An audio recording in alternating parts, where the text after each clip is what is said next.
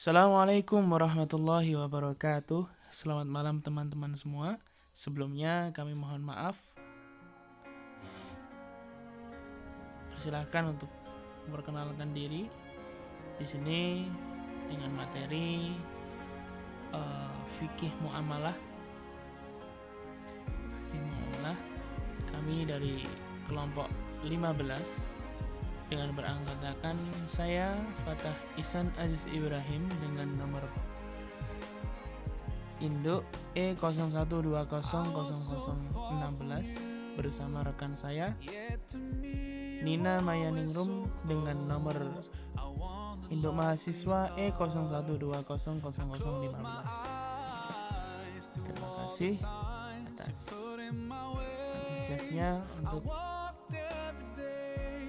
mendengarkan presentasi dari kami. Kembali ke materi yang pertama, yaitu pengertian fikih muamalah.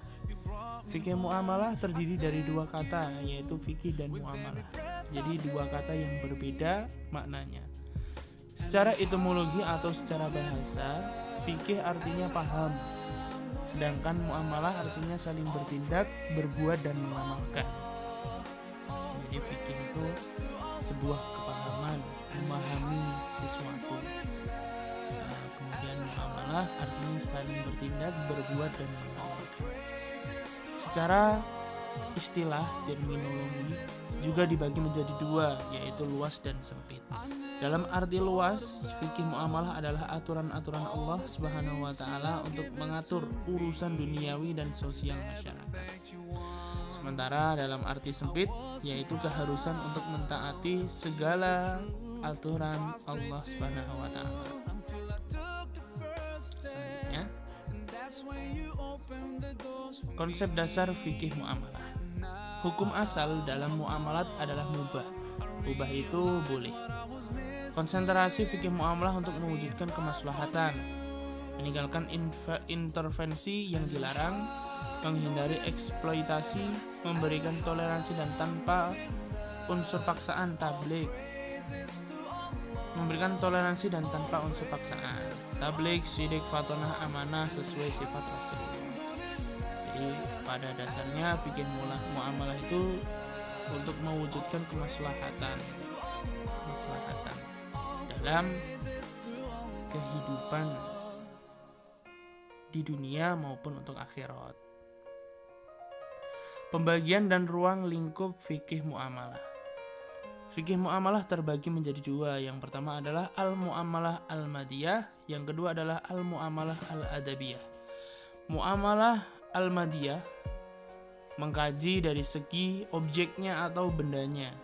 Objek benda bersifat kebendaan, yakni benda halal, haram dan syubhat.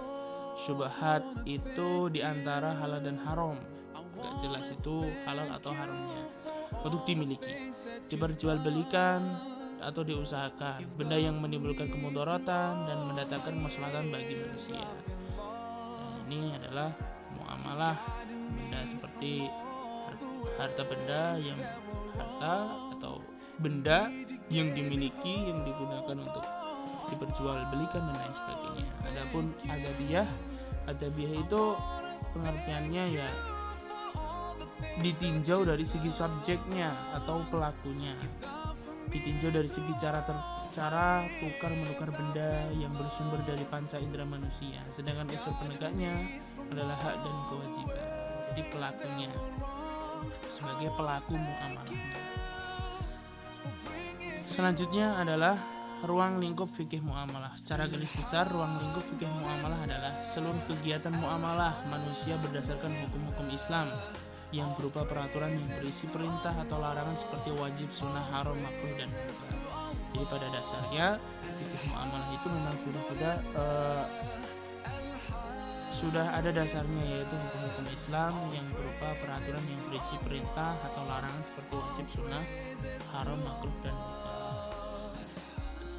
Jadi pada dasarnya sudah tertera di dalam Al-Quran, sudah ada perintah-perintahnya, perintah dalam agama Islam. Selanjutnya hubungan hukum Islam dengan hukum Romawi.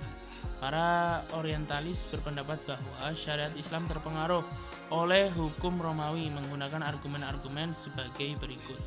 Mereka mengatakan bahwa Nabi memiliki pengetahuan luas mengenai hukum Romawi. Mereka mengatakan bahwa setelah Imperium Romawi, jadi ada keterkaitan yang pada dasarnya syariat Islam itu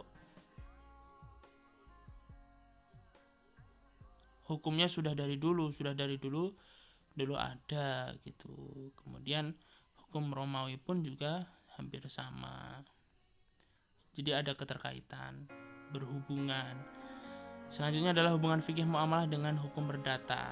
Hukum fikih muamalah. Hukum perdata di Indonesia ada dua, yaitu arti luas dengan arti terbatas. Hukum yang mengatur hubungan satu orang dengan orang lain dalam kehidupan bermasyarakat itu adalah arti luasnya. Sementara arti terbatasnya yaitu hukum yang mengatur hukum antara para warga hukum, manusia pribadi dengan badan hukum.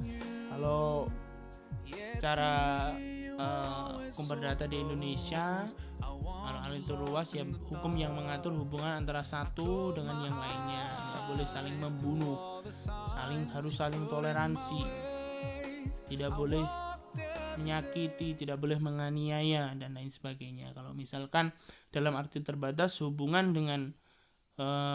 hukum antara para warga hukum, yaitu manusia pribadi dengan badan hukum, penegak hukum dan juga para manusianya. Lah pada intinya di sini kita harus memahami fikih muamalah, karena fikih muamalah itu sangat penting untuk dipelajari, terutama bagi para pencari ilmu yang ingin lebih tahu jauh tentang hubungan-hubungan antara manusia dengan syariat Islam. Pada dasarnya fikih muamalah itu sudah tertera di dalam Al-Quran dan Al-Hadis. Sudah banyak perintah-perintah Allah Rasul yang berhubungan dengan manusia yang lain, yang hubungan antara manusia dan dengan syariat Islam. Pada dasarnya seperti itu. Kita kembali lagi ke awal, bahwa fikih muamalah itu adalah seluruh kegiatan muamalah manusia berdasarkan hukum-hukum Islam yang berupa peraturan yang berisi perintah atau larangan seperti wajib, sunnah, haram, makruh, dan mubah. Jadi kegiatan manusia yang sudah ada dasarnya. Terima kasih dari kami. Banyak kekurangan kami mohon maaf yang besar-besarnya. Assalamualaikum warahmatullahi wabarakatuh.